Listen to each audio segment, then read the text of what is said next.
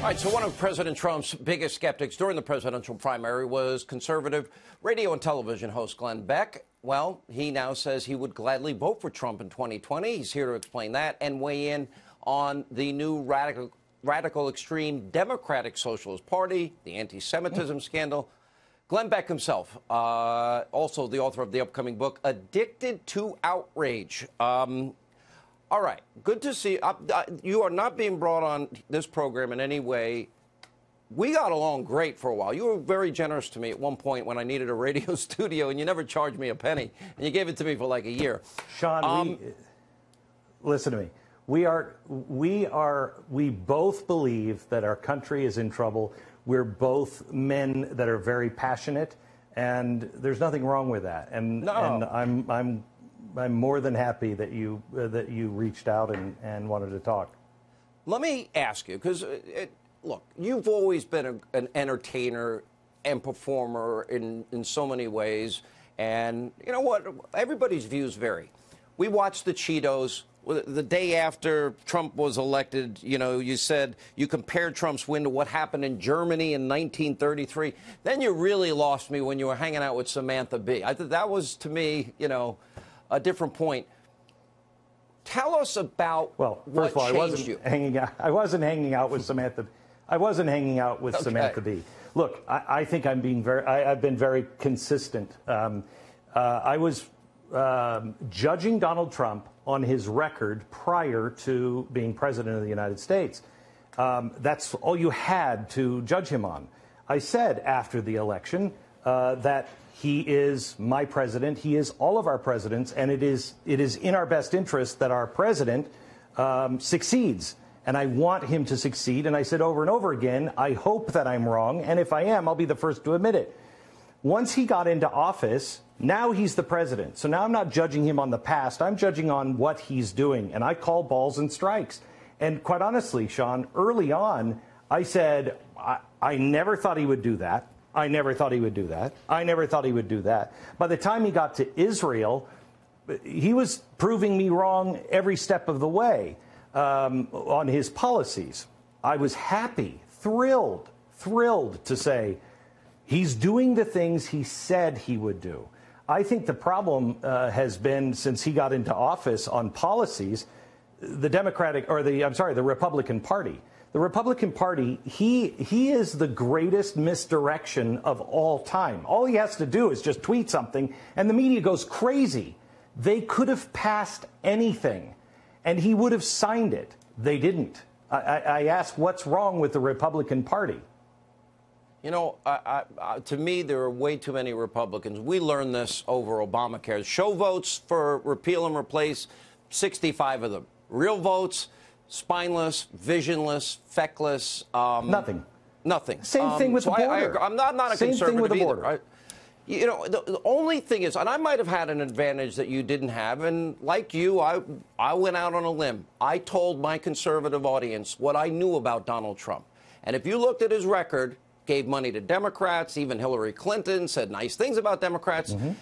And I always knew that that was him playing the political game. He even said it. I'm playing the game in New York so I can keep my buildings going up, electricians, plumbers, steel workers working, and I'm still in business. Because otherwise you'd be shut out.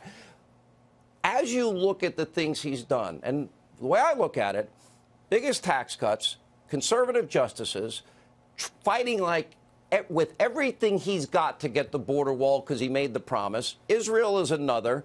Getting out of the Iranian deal.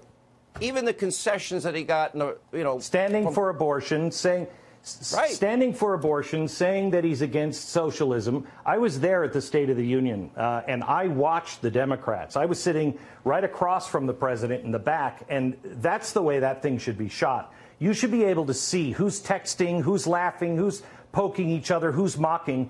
Sean, I was in the State of the Union, and I never thought I would say this. Beck, you have connections. I don't know. I never thought I would say this, but I left there thinking I don't think I would have had the restraint that Donald Trump had. They were hissing him. They were mocking him the whole time. And you didn't see it or hear it on television because I went back and watched. There is a clique now in the Democratic Party that are as radical can come. Well, I remember when I was told I was a racist for saying that people were socialist, and the Democratic Party was going to become anti-Semitic and socialist. They'd take their mask off, was my quote, because that's who they are, and they want to say that. Well, here we are. And we are now at a point where if you... Go ahead. You know, well, let me then ask this. You see the new Green Deal.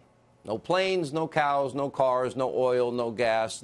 The problem is it's not just one congresswoman. It's 100 Democrats at least, and 2020 contenders. This is real for them. And then you add to that this absolute disgrace. They can't even condemn Congresswoman Omar in this case today. And you look at where they stand. And more importantly, I think the biggest abuse of power, corruption scandal in history as it relates to the deep state, those at the top of the FBI, not rank and file, those in the Justice Department, what they have done and still not held accountable, but I hear they will be. I will just tell you this. The new Green Deal is one of the most frightening things, because if you actually read the bill, forget about the cars and stuff. They don't care. They don't care about the green thing. The second part of that is the fundamental transformation of our economic system, and that is in there. They are looking to transform our system. When they say the free market system doesn't work and it's not going to be around long, they mean it. And Democrats, the good Democrats in the center of the country, who are not just playing politics, they've got to wake up to who is the Democratic Party today. These people are serious radicals. They have serious issues with race and anti-Semitism. They are serious socialists. They are not talking about Sweden. That is a free market with a lot of welfare on top of it. It's not a socialist country. Well said. Last question, Glenn, if you don't mind. Will you vote for Trump in 2020? You know, Sean, I think when you are looking at avowed socialists that want to end the free market, they're not even talking about abortion now. We're talking about third trimester abortions. When you are sitting here talking about infanticide, when you look at who these people are, there's no way anyone who is standing up against those guys and actually has a spine, yes. Now, will I say I'm going to vote for him? No, and here's why. Because anyone I ever say I'm voting for, it's the kiss of death. So please don't ask. If he wants to win, one time I endorsed Joe Lieberman. He calls me and says, "Don't endorse me. You're not helping. You're killing me." Right. I know. I know. All right.